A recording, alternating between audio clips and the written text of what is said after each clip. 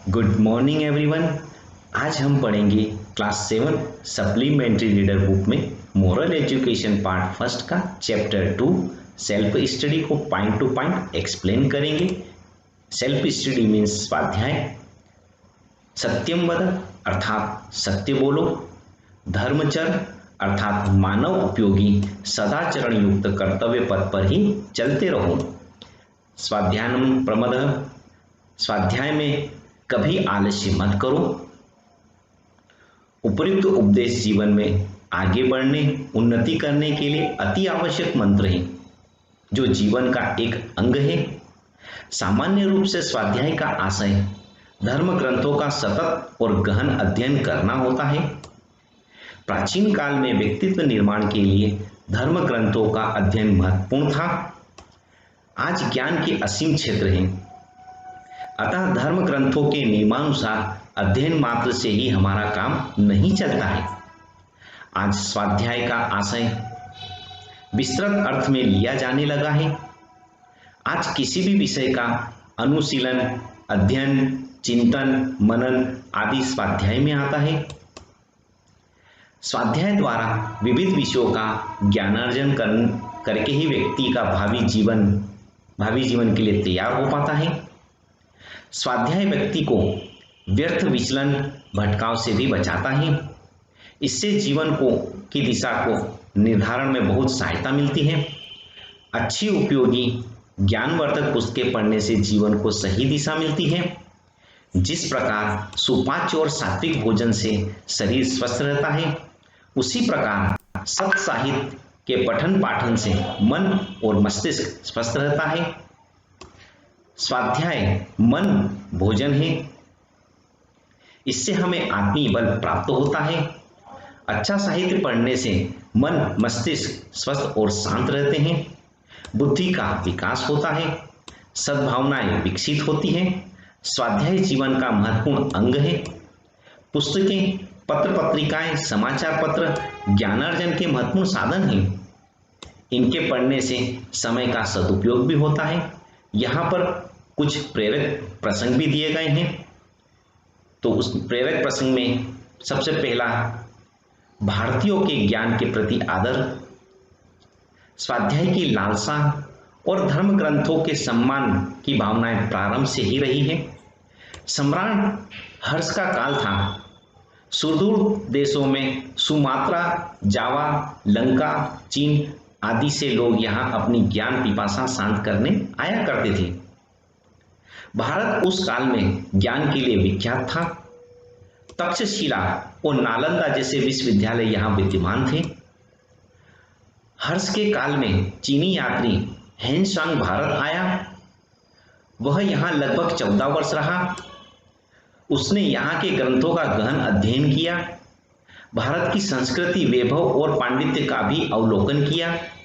एक दिन उसने सम्राट हर्ष के सम्मुख वापस चीन जाने का प्रस्ताव रखा।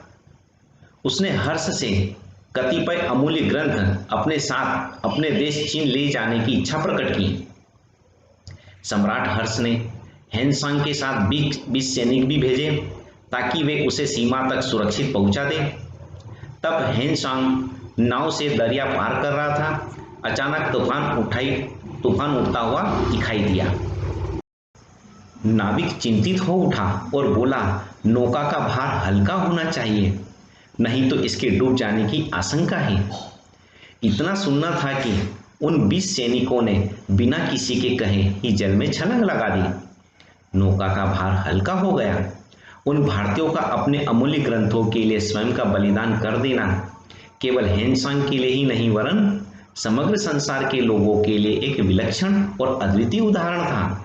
आज भी वहाँ के लोग यह पढ़ सुनकर आश्चर्यचकित हो उठते हैं और उनके मुख से सहसा निकल उठता है कि भारतवासी और उनकी ज्ञान दृष्टि धन्य है। अपनी इसी दृष्टि के कारण वर्षों तक भारत जगत गुरु के आसन पर अधिष्ठित रहा है। इसी प्रकार दूसरा प्रेरक प्रसंग स्टार्ट होता है। अब्राहम लिंकन की स्टोरी है। अब्राहम लिंकन को बचपन से ही पुस्तक पढ़ने का शौक था। उन्हें पता चला कि उनके शिक्षक एंड्रयू कार्टर के पास जॉर्ज वाशिंगटन की जीवनी है। बस फिर क्या था, वे क्राफ्ट के पास जा पहुंचे और कहने लगे, सर आपके पास जॉर्ज वाशिंगटन की जीवनी है, यदि आप मुझे वह 2-3 दिन के लिए पढ़ने को दे दें तो मैं आपका बहुत आभारी रहूंगा। एंड्रयू क्राफ्ट कहने लगे, भाई पुस्तक तो मेरे पास अवश्य है, पर खोने या गंदी हो जाने के भय से मैं उसे किसी को देता नहीं हूं। बड़ी मिन्नत करने के बाद उसे वह पुस्तक प्राप्त हो गई। लिंकन दिन भर पुस्तक पढ़ने में खोए रहे, खाना पीना छोड़कर देर रात तक पुस्तक पढ़ने में लीन रहे। अंत में उन्हें गहरी नींद ने आ सताया। संयोग से घनघोर वर्षा हुई और वह पुस्तक भीगकर गंदी हो गई। लिंकन ने भारी मन से शिक्षक महोदय को वस्तुस्थिति से अवगत कराया।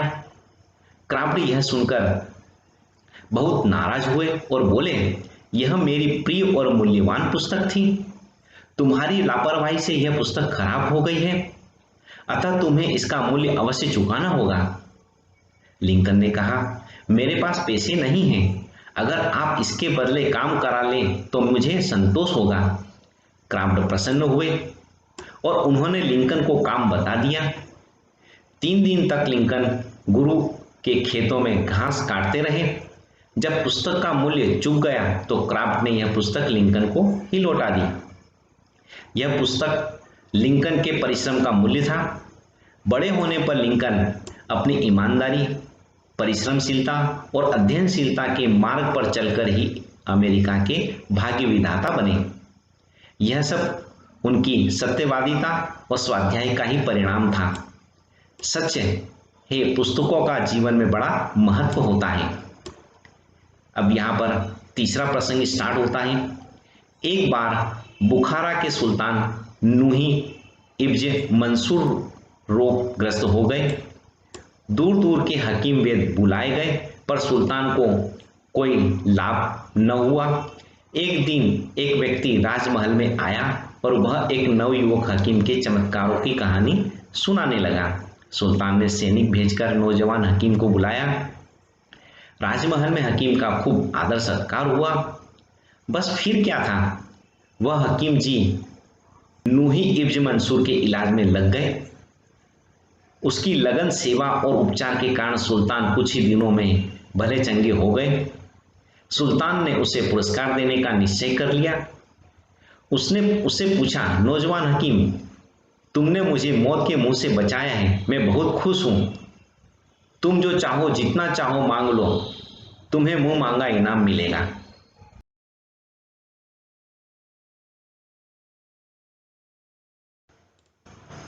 वह नौजवान हकीम उदार और संतोषी था। उसे सुल्तान के धन दौलत की चाह नहीं थी। वह जानता था कि सुल्तान के पास उत्तम पुस्तकों से भरा एक विशाल पुस्तकालय है। पुस्तकें सच्ची दौलत होती है। उसने सुल्तान से न धन मांगा न अन्य कोई वस्तु। उसने निवेदन किया, यदि आप सचमुच मुझसे खुश हैं और मुझे कुछ देना ही चाहते हैं तो मुझे अपनी पुस्तकालय की पुस्तकें पढ़ने की अनुमति प्रदान करने की कृपा करें। सुल्तान नूरी इब्ज मंसूरी उसकी छोटी सी मांग सुनकर दंग रह गए। उसने उस हकीम से कहा, आपने यह क्या मांगा? कुछ धन दौलत मांगी होती, मैं आपको मालामाल कर सकता हूं। हकीम ने हाथ जोड़कर विनम्र शब्दों में कहा, हुजूर, मुझे इस दुनिया में ज्ञान और संतोष ही से बड़ी कोई दौलत दिखाई नहीं देती है। मैंने जो मांगा है आज मुझे वही देने की मेहरबानी करें। व्यक्ति आगे चलकर हकीम इब्ने सीना के नाम से संसार में महान गणितज्ञ और दार्शनिक के रूप में विख्यात हुआ। यहाँ तीसरा प्रसंग समाप्त हुआ। चौथा प्रसंग स्टार्ट हो रहा है। देवनाथ सिंह राजपूत थे और घर पर छोटी जमींदारी थी। वे अनपढ़ थे। उनके एक मित्र गांव में उनसे मिलने आए। वे अपने उस मित्र से एकांत में मिले और बोले, मेरी इच्छा गीता पढ़ने की है, लेकिन अब किसी के पढ़े जाने में लज्जा आती है, कोई उपाय बताइए। उन्हें वर्णमाला के अक्षरों की भी पहचान नहीं थी। मित्र को वहां रुकना नहीं था। मित्र ने केवल इतना कहा कि गीता भगवान की वाणी है, भगवान उनकी वाणी में भेद नहीं। जहां नित्य गीता पाठ होता है उसे ध्यान से सुने और उसको दोहराएं। लगभग 2-3 वर्ष के बाद वे फिर मिले। देवनाथ सिंह ने मित्र को एकांत में ले जाकर कहा, मैंने गीता के मोटे अक्षरों की पुस्तक तभी ले ली थी। नियम पूर्वक प्रतिदिन कई बार गीता पाठ को सुनकर अक्षरों पर उंगली फेरता हूं। जब उंगली फेरते समय कुछ बोलने की इच्छा होती है तो मेरी समझ में नहीं आता है कि मैं क्या बोलता हूं। आप सुनिए। मित्र ने स्थान स्थान पर उंगली फेरने और साथ साथ बोलने को भी सुना। वे जहां जहां उंगली फेरते हैं वहां लिखे उन श्लोकों का शुद्ध पाठ करते थे। यह लगन, यह स्वाध्याय, गीता मानो उनके जीवन का अंग बन गई हो। भाइयों ने उन्हें संपत्ति से पृथक कर दिया, फिर भी उन्होंने कन्या का विवाह किया और पुत्र पर अपनी पत्नी का उत्तरदायित्व छोड़कर स्वयं तीर्थ यात्रा करने निकल पड़े। घर से प्राय तीसरे महीने 45 रुपये मनी ऑर्डर से मंगाते थे। मोटी खादी की धोती कुर्ता, एक झोले में चादर और लोटा रस्सी, बस इतना सामान था उनके साथ। कंधे पर कंबल रहता था। पूरे भारत की 3 बार पैदल तीर्थ यात्रा उन्होंने की।